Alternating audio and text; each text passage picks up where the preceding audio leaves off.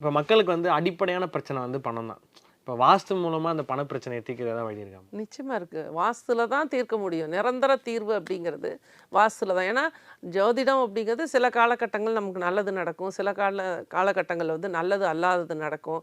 இந்த மாரி மாறி மாறி தான் வரும். அப்ப வந்து இந்த இடத்துல வந்து நிரந்தர தீர்வு, நிரந்தர வருமானம், நல்ல முன்னேற்றம் அதெல்லாம் கொடுக்கக்கூடியது அந்த வீட்டோட வாஸ்து. இதுல குறிப்பா ஒரு வீட்ல எந்த திசை பாதிக்கப்பட்டிருந்தால் பணவரவுல தடை இருக்கும்னு பார்த்தீங்கன்னா, வடகிழக்கு. வடகிழக்கு அப்படிங்கிறது வடகிழக்கு வடக்கு, வடகிழக்கு கிழக்கு அப்படின்னு சொல்லி 45 டிகிரி. இந்த 45 டிகிரியில ஒண்ணு வந்து சொத்து மூலமாக நெறைய பேருக்கு நெறைய சொத்து இருக்கும். அதில ஒண்ணுமே வருமானம் வராது.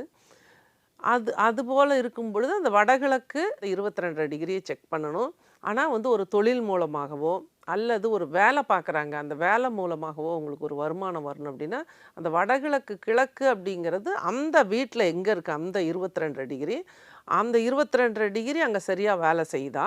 அல்லது அங்க பாதிப்பு கொடுத்துட்ருக்குதா? அப்படிங்கிறத நம்ம வந்து ஒரு வீட்டோட வடக்கு திசை ரைட்டு திரும்பியிருக்கா, லெஃப்ட் திரும்பியிருக்கா, எத்தனை டிகிரி திரும்பியிருக்குங்கிறத பொறுத்து நம்மளால வந்து துல்லியமா அந்த இடத்துல வந்து நம்ம வந்து கணிக்க முடியும். அத